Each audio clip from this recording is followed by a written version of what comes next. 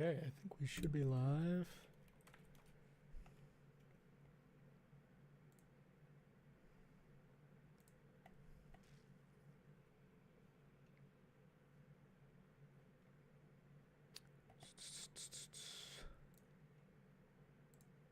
Okay.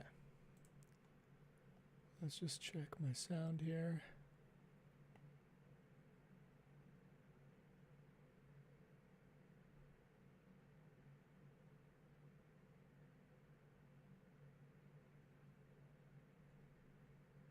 Okay, perfect. Okay, so this has been like, I don't know, it's been like 9 months since I last streamed. So the second stream, 9 months later. I kind of want to get a little bit of an update or introduction. So I think in the last stream I had talked about that I was going to build a an application for learning, and I have built a lot of it. I haven't finished it yet. I think I'd like to release version 1 in the next month. So we'll see how that goes. But I'd like to continue reading through this mathematics book. I see this as sort of a introduction to YouTube for me, and like learning about streaming and all that. Following which, I think I'm going to teach myself calculus. And so, yeah, that should be fun. I think we were on like page 7 last time, or we ended at page 7. And I think additionally, yeah, I guess we can just start out. Let's see.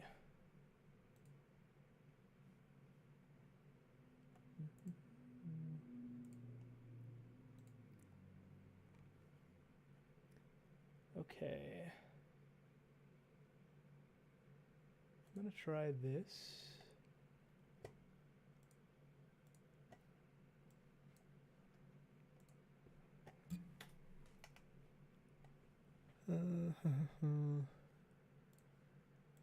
Okay, I think we'll just start reading.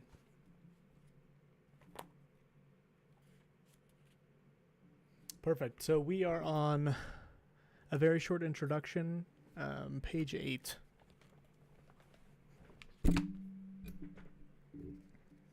Okay. According to the kinetic... Oh, I guess before we dive in, to this point, we've learned from mathematics what is the nature that mathematics is in the business of making models of the world. And that models describe a phenomena but aren't as complex or aren't as necessarily complex as the phenomena. And I'm sure that's a sort of a preparatory truth answer, but I think we'll roll with that so far. The behavior of gases. According to the kinetic theory of gases introduced by Daniel Bernoulli in 1738 and developed by Maxwell, Boltzmann, and others in the second half of the 19th century, a gas is made up of moving molecules, and many of its properties, such as temperature and pressure, are statistical properties of those molecules. Temperature, for example, corresponds to the average of the squares in their individual speeds. With this idea in mind, let's try to devise a model of gas contained in a cubical box. The box should, of course, be represented by a cube, that is, a mathematical rather than physical one. And since the molecules are very small, it is natural to represent them by points in the cube. These points are supposed to move, so we must decide on the rules that govern how they move. At this point, we have to make some choices. If there were just one molecule in the box, then there would be an obvious rule: travel at a constant speed and bounces off the walls of the box when it hits them. The simplest conceivable way to generalize this model is to take n molecules, where n is some large number, and assume that they all behave this way with absolutely zero interaction between them. In order to get n molecule models started, we'd have to choose initial positions and velocities for the molecules, or rather, the points representing them. A good way of doing this is to make the choice randomly, since we would expect that at any given point the molecules in a real gas would spread out and would be spread out and moving in many directions. It's hard to say what is meant by a random point in the cube or a random direction, but it is less clear how to choose a speed randomly, since speed can take any value from 0 to infinity. To avoid this difficulty, let us make the physically implausible assumption that all molecules are moving at the same speed, and that it is only initial positions and directions that are chosen randomly. An assumption that our n molecules move entirely independently of one another is quite definitely an oversimplification. For example, it means that there is no hope of using this model to understand why a gas becomes a liquid at sufficiently low temperatures. If you slow down the points in the model, you get the same model, just running more slowly. Nevertheless, it does explain much of the behavior of real gases. For example, imagine what would happen if we were to gradually shrink the box. The molecules would continue to move at the same speed, but now, because the box was smaller, they would hit the walls more often and there would be less wall to hit. For these reasons, the number of collisions per second in any given wall area would be greater. These collisions account for the pressure that a gas exerts, so we can conclude that if you squeeze a gas into a smaller volume, then its pressure is likely to increase, as confirmed by observation. A similar argument explains why, if you increase the temperature of a gas without increasing its volume, its pressure also increases. And it's not too hard to work out that the numerical relationships between pressure, temperature, and volume should be. So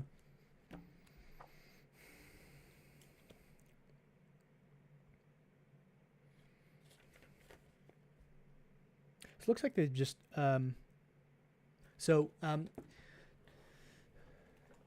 connecting back to the idea of the mathematics are in the business of making models that are describe reality in some way, but don't have to be sort of a vertical or high-res model of reality. In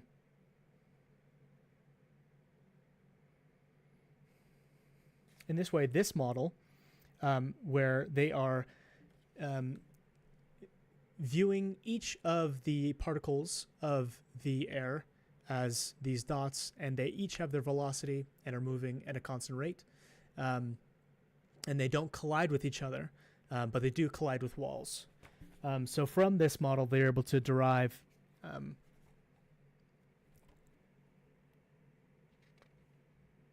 the relationships between pressure, temperature, and volume. But, and this is the case despite the fact that there are 0 collisions between the molecules. The above model is roughly that of Bernoulli. One of Maxwell's achievements was to discover an elegant theoretical argument that solves the problem of how to choose the initial speeds more realistically. To understand this, let us begin by dropping our assumption that the molecules don't interact. Instead, we shall assume from time to time they collide like a pair of tiny billiard balls, after which they go off at other speeds and in other directions that are subject to the laws of conservation of energy and momentum, but otherwise random. Of course, it is not easy to see how they will do this if they are single points occupying no volume, but this part of the argument is needed only as an informal justification for some sort of randomness in the speeds and the directions of molecules. Maxwell's 2 very plausible assumptions about the nature of this randomness were that it should not change over time and that it should not distinguish between one direction and another. Roughly speaking, the second of these assumptions that means that if d1 and d2 are 2 directions and s is a certain speed, then the chances that a particle is traveling at speed s in direction d1 are the same as the chances that it is traveling at speed s in direction d2.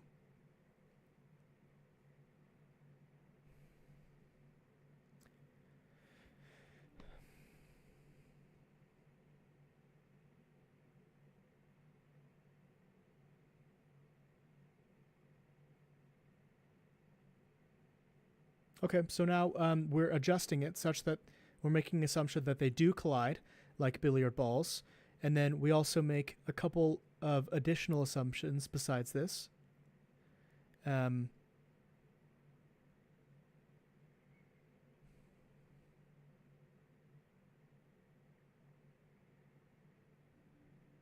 That the molecules are moving randomly, and that they have speed, but the direction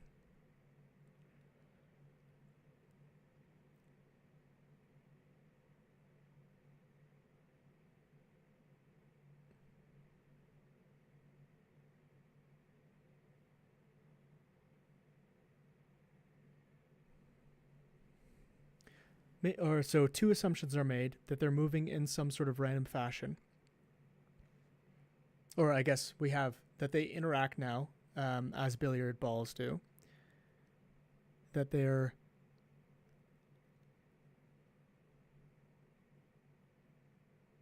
and that the directions are random, and that if a particle is moving in speed s in direction d1, then it's the same chances of it moving at speed s in direction d2. So I'm not sure the benefit of that assumption there, but I think we will continue. Surprisingly, these two assumptions are enough to determine exactly how the velocities should be distributed. That is, they tell us that if we want to choose the velocities randomly, then there is only one natural way to do it. They should be assigned according to the normal distribution. This is the distribution that produces the famous bell curve, which occurs in a large number of different contexts, both mathematical and experimental. Okay.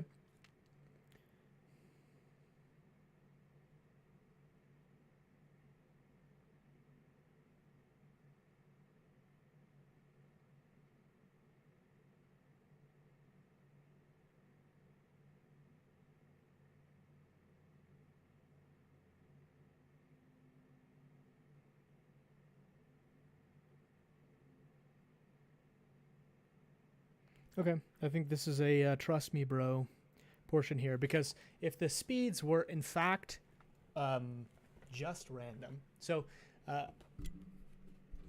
from these assumptions,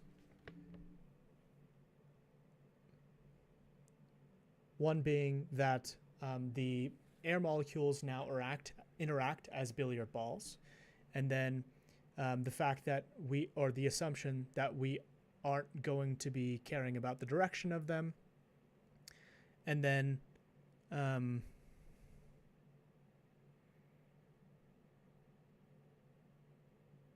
those two assumptions. So from that emerges the fact that their speeds, or from this we can derive that their speeds are distributed according to the normal distribution.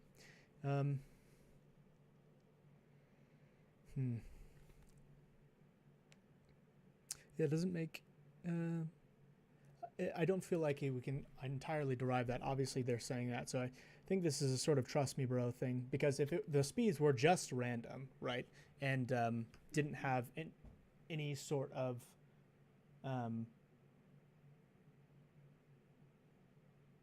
if the speeds were set at random in this simulation, then they wouldn't align to a normal distribution unless we constrained the the random generator to be a normal distribution. I'll continue. Once we have chosen the velocities, we can again forget all about the interactions between molecules. As a result, this slightly improved model shares many of the deficits of the first one. In order to remedy them, there is no choice but to model the interactions somehow. It turns out that even very simple models of systems interacting particles behave in a fascinating way and give rise to extremely difficult, indeed mostly unsolved, mathematical problems. A computer can also be thought of as a collection of many simple parts that interact with one another, and largely for this reason, theoretical computer science is also full of important unsolved problems. A good example of this sort of question one might like to answer is the following. Suppose that somebody chooses two prime numbers p and q, multiplies them together, and tells you the answer pq. You can then work out what p and q are by taking every prime number in turn and seeing whether it goes exactly to pq. For example, if you're presented with the number 91, you can quickly establish that it's not a multiple of 2, 3, 5, and that 7 times 3 equals 13. However, if p and q are very large, with 200 digits each, say, then even this process of trial and error takes an unimaginably long time, even with the help of a powerful computer. If you want to get a feel of the difficulty, try finding two prime numbers that multiply to give 6901 and another two that give 280123.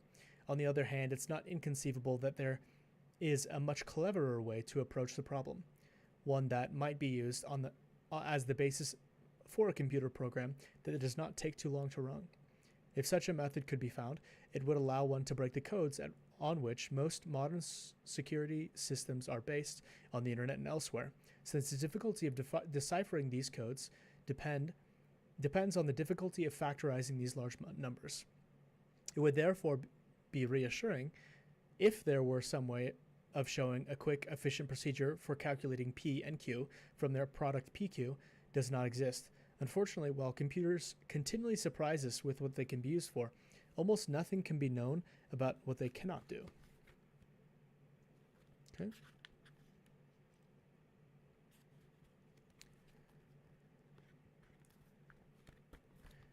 Before one can begin to think about this problem, one must find some way of representing a computer mathematically, and as simple as possible. Figure 4 shows one of the best ways for doing this. It consists of layers of nodes that are linked to one another by lines that are called edges. On the top layer goes the input, which is a sequence of zeros and ones, and out of the bottom layer comes the output, which is another sequence of zeros and ones. The nodes are three kinds, and, or, and not gates. Each of these gates receives some zeros and ones from the edges that enter it from above.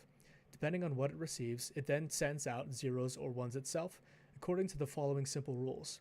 If an AND gate receives nothing but ones, then it sends out ones, and otherwise it sends out zeros.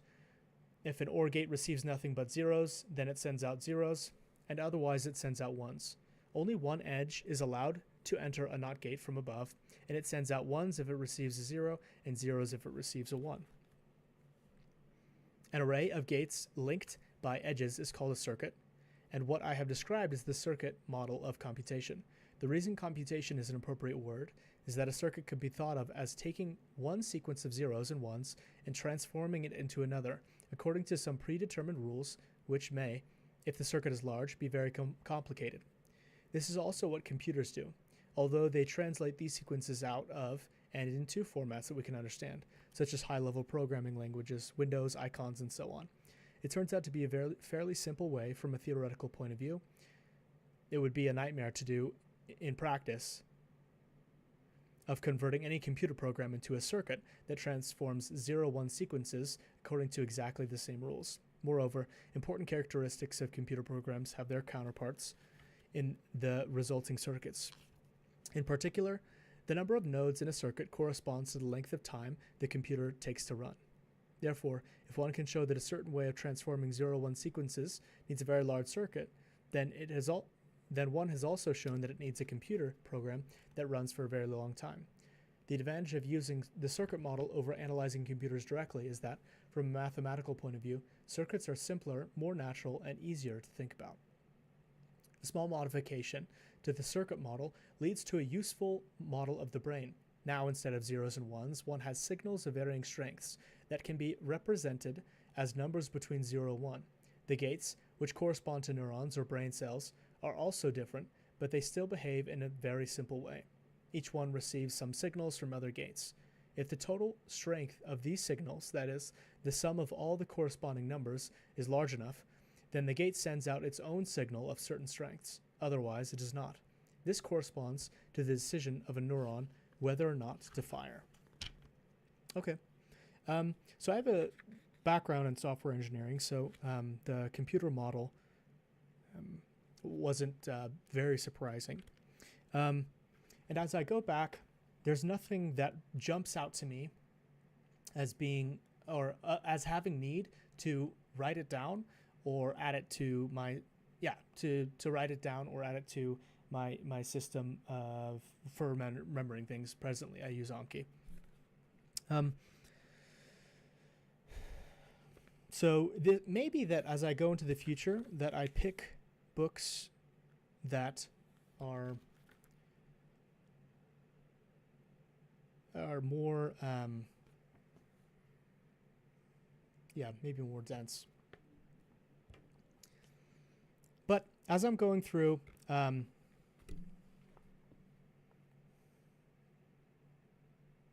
thinking about the nature of what has been read before and sort of building a summary up to this point.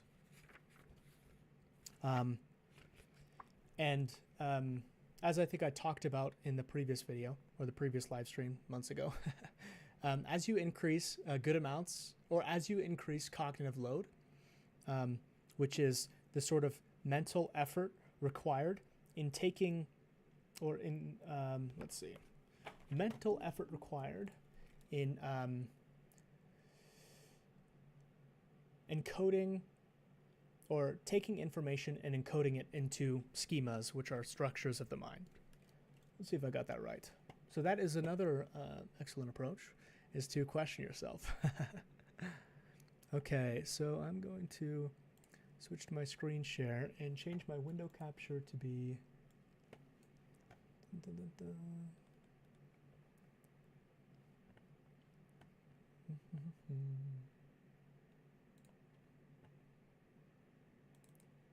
oh, okay, we're actually there. Perfect. So we'll look up germane cognitive load.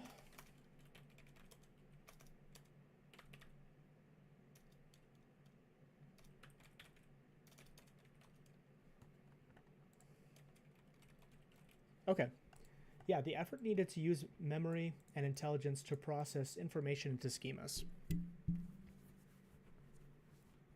So for this one, as I am reading through, I am, and I probably should increase here. Okay. So as I'm reading through, I'm trying to exert effort into thinking about what has been read and sort of building a summary for it. Also, as I'm reading through, I'm thinking about what I know and thinking about, and trying to identify areas in the text or ideas that are new or unfamiliar to me. When they're giving examples to try to explain an idea, if I don't feel like I derive much, I don't have to like write everything down, right? The goal of the book isn't to just transcribe the entire book into your notes, right? You're wanting to pull out what is important. And so up to this point, what has occurred is that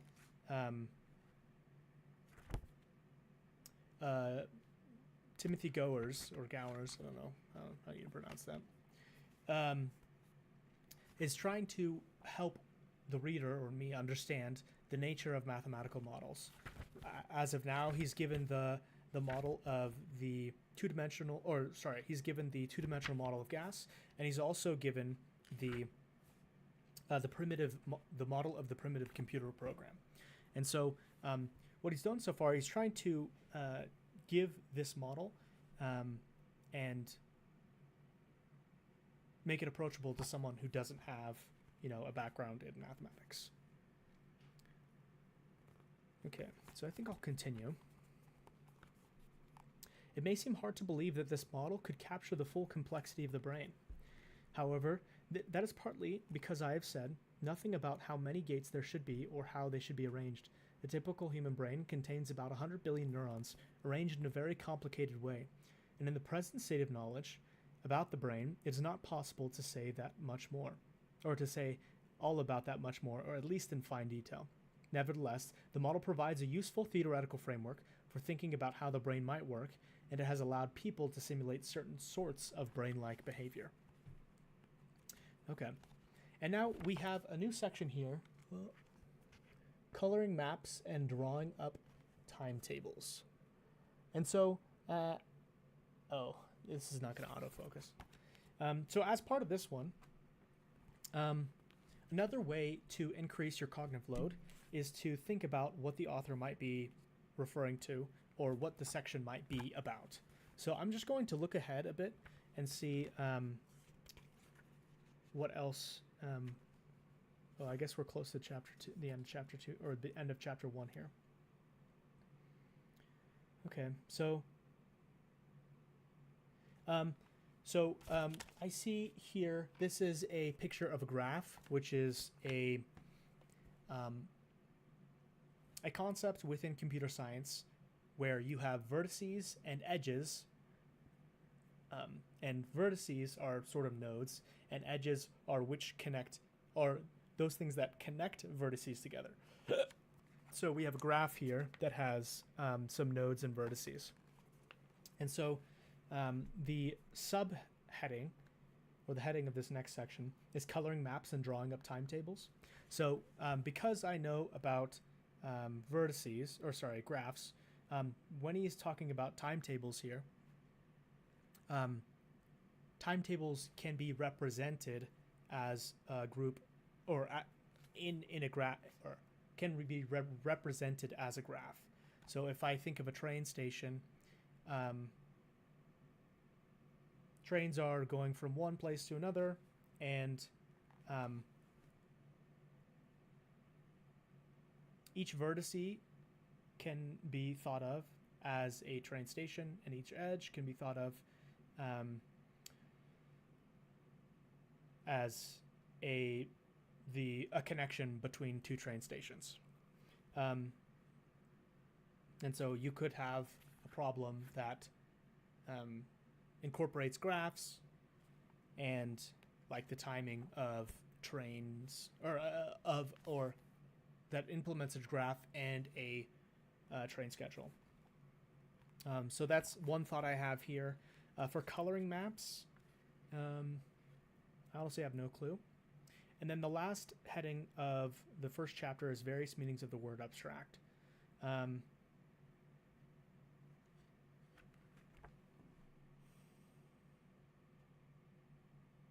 nothing super comes to mind about different senses in which that can be talked about. So we'll just start from this second to last heading. Coloring maps and drawing up timetables. Suppose you are designing a map that is divided into regions and you wish to choose colors for the regions. You would like to use as few colors as possible, but do not wish to give two adjacent regions the same color. Now suppose that you're drawing up the timetable for a university course that is divided into modules. The number of possible times for lecturers is limited, so some modules will have to clash with others. You have to list which students are taking which models and would like to choose the times in such a way that two modules clash only when nobody is taking both.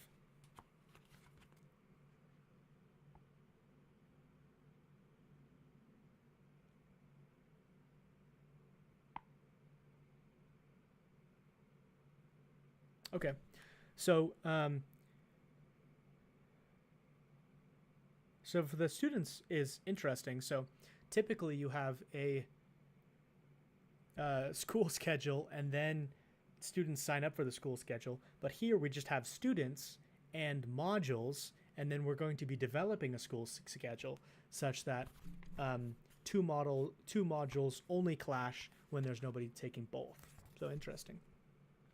These two problems appear to be quite difficult, but an appropriate choice of model shows that from a mathematical point of view, they are the same.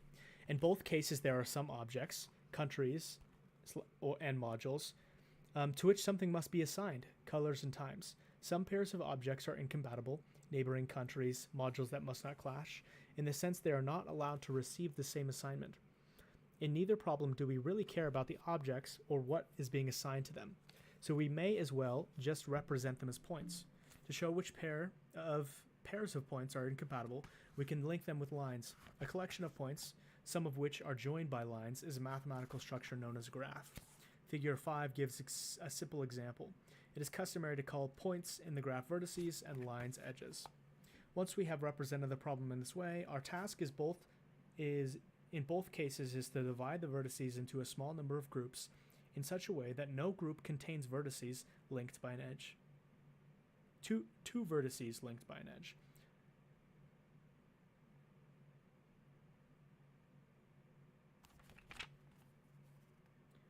This illustrates another good reason for making models as simple as possible.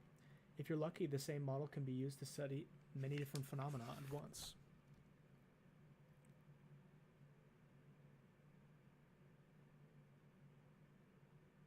Okay, so in this case, we're representing the corresponding, or this graph to the problem. So in the problem of the countries that we don't want to have adjacent countries of the same color, and we represent the countries as a graph where vertices are countries and edges are the countries that touch each other. If we want to determine which groups we can make such that which groups of colors we make, which countries can have the same color, or rather, the better way to say it is we just have to ensure now that no two vertices have the same color if they are connected by an edge. So if you want two groups of colors, two groups of countries, each having one color, then you would just have to select two groups out of this graph such that members of each group don't have edges that touch each other or don't have a connecting edge.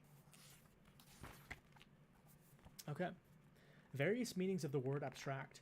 When devising a model, one tries to ignore as much as possible about the phenomena under consideration, abstracting it from only those features that are essential to understand the behavior.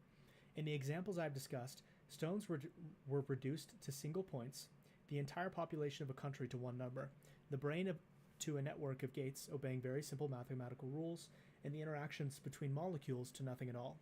The resulting mathematical structures were abstract representations of the concrete situations being modeled. These are two senses in which mathematics is an abstract subject. It abstracts the important features from a problem and deals with objects that are not concrete and tangible. The next chapter will discuss a third, deeper sense of abstraction in mathematics, of which the example of the previous section has already given us some idea. A graph is a very flexible model with many uses. However, when one studies graphs, there is no need to bear these uses in mind. It does not matter whether the points represent regions, lectures, or something quite different again. A graph theorist can leave behind the real world entirely and enter into the realm of pure abstraction. Okay, perfect. So that idea, a graph theorist can leave behind the real world entirely and enter into the realm of pure abstraction. So when I was reading earlier about the models, all the models that were given were models of the physical world, or models that were used for representing the physical world.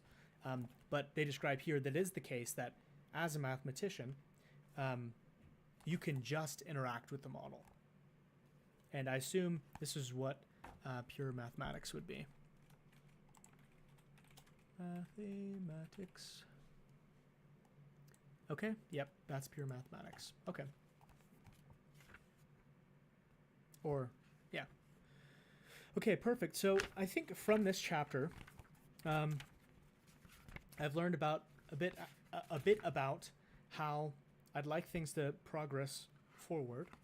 I think I will mention some ideas within the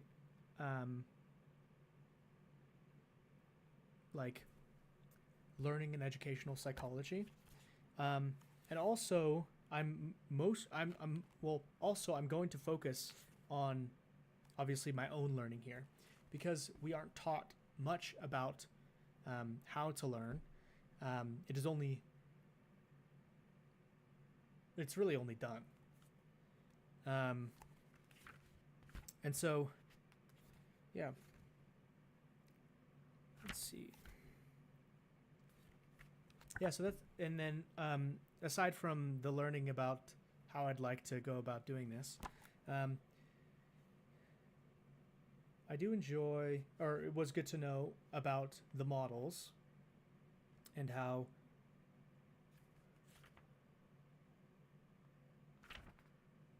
models, or rather mathematicians, abstract away, both in terms that we're not dealing with the actual physical thing and that we're abstracting away the complexity of a thing to as few units or things or components as possible, such that we can begin to understand this complex phenomena. So it seems like it's about boiling down a complex thing and learning from that abstraction. Okay. Let's see what this next chapter looks like. So we're 10:20 now, and so I think I might end early, or I might end 4:11, depending on how long the second chapter is, because this is a good ending point.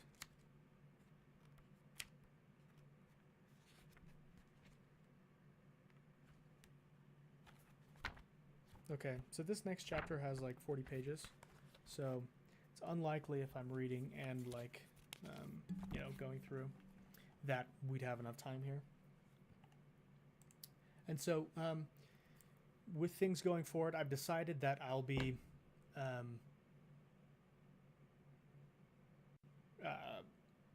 streaming Monday through Wednesday during this period in the night, and